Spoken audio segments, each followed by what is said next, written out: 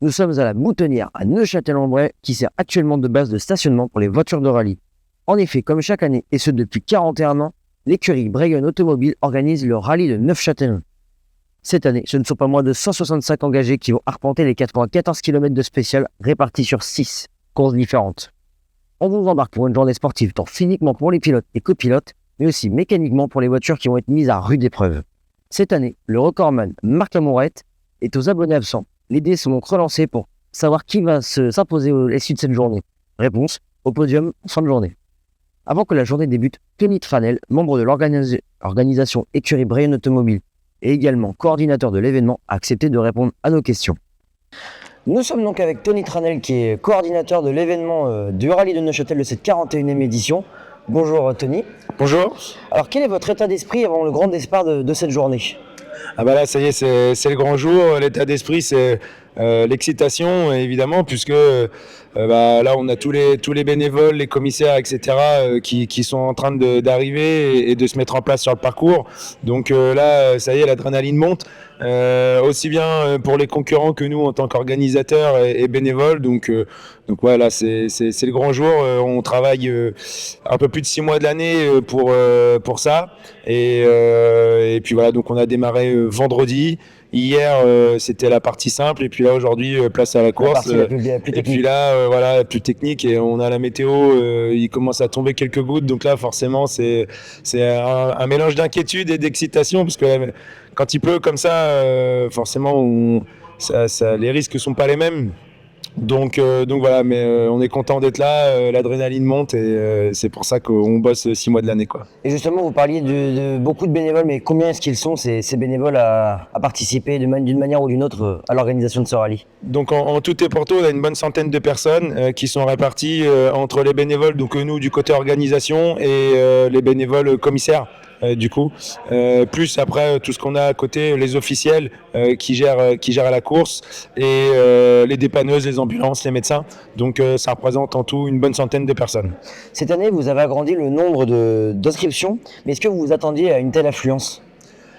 C'est une bonne surprise. Alors on s'attendait à une affluence parce que l'année dernière on avait déjà dû un peu pousser les murs pour accueillir, passer de 145 à 155, et par contre là on a vraiment battu le record. Non, on s'attendait vraiment pas à avoir 205 engagés.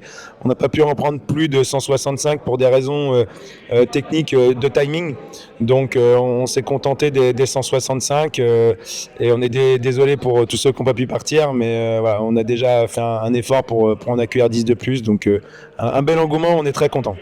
Et justement, par rapport à l'année dernière, quelles sont les différences qu'il y a notées sur les parcours ou même sur différents points du rallye ? Alors 100% de différence, puisqu'on est sur 2 spéciales qui sont complètement inédites. On reprend des morceaux qui sont connus, mais on est vraiment sur de l'inédit, donc 100% de nouveautés sur le parcours. Et justement, dans la catégorie moderne, on sait que le grand vainqueur des 5 dernières éditions, c'est Marc Lamourette qui est absent cette année. Quels sont vos pronostics un peu dans la catégorie véhicules modernes ? Dans les véhicules modernes, il y a un favori qui se dégage, c'est Olivier Ural.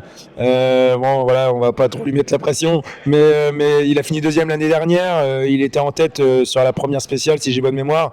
Donc clairement, c'est lui qui est le favori. Et derrière, par contre, pour 2e, 3e place, la bagarre est ouverte. Ouais. Et la même chose pour les véhicules historiques ? Qui serait le gagnant ou les possibles gagnants Alors là aussi, on a un archi favori, Reynald Auto, qui a gagné les 2-3 dernières années.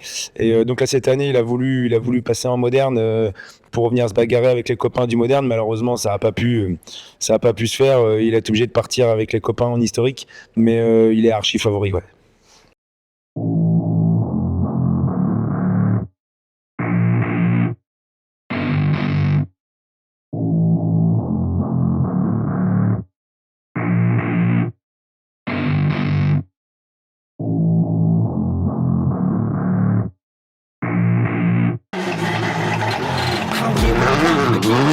Every single day I'm headed off to my dream, and I get everything that I damn well please. I don't give a damn if you all listen to me, cause I run it. I'm the only one that really want it. I'm the only one that's really on it. I'm just being honest. I'm just doing everything I promise, cause I want it bad enough that I'ma make it as an artist. And I know I'm not the smartest, and I know I'm not the largest, but I promise that I'm not the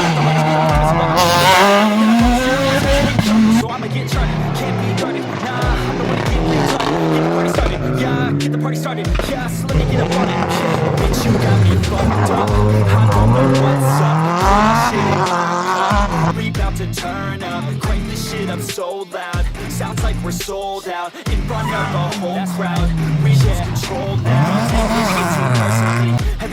different version of me. Everybody gotta be learning from me. Everybody wanna be working with me. And I feel like there's uncertainty and urgency to find out what you wanna be. But honestly, we change our minds constantly, so stop and breathe and find out who you wanna be.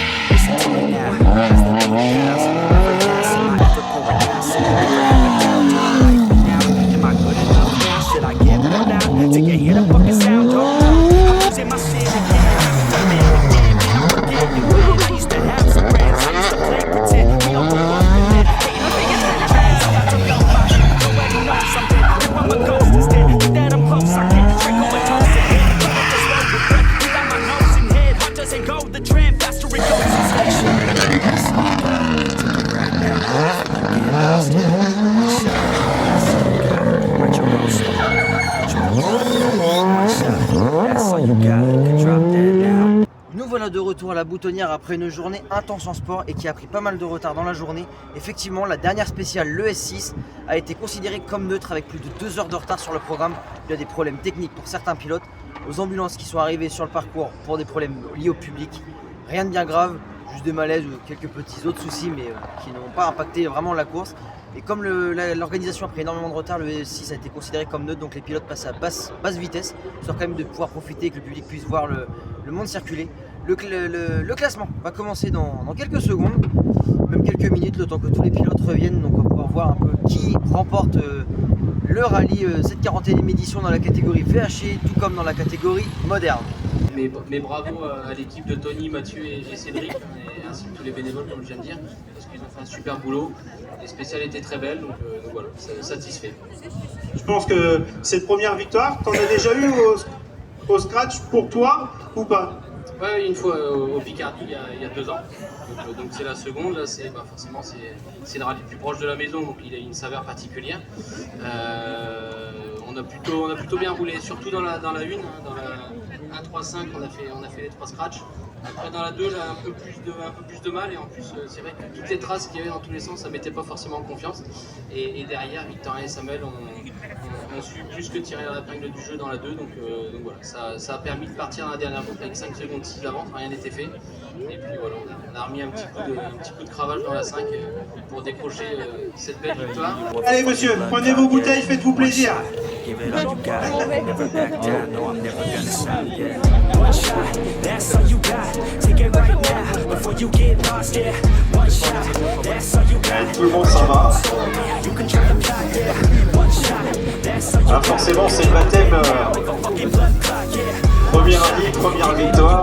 And never back down, no I'm never gonna stop, yeah. I know that I'm a little OCD. The people close to me already know that's me. That's how it's supposed to be, cause nobody's perfect. You need something to work towards, that's worth it. You need something that's worth more, you deserve it. Find a thing that you love, then preserve it. If you're heading down the wrong path, put your head down and damn it, start working. Cause we all need a little bit of hope to help us cope as we go down this road on our own, never knowing where it goes. Always wonder if we're close, always wonder if we chose the right fork, you know who knows.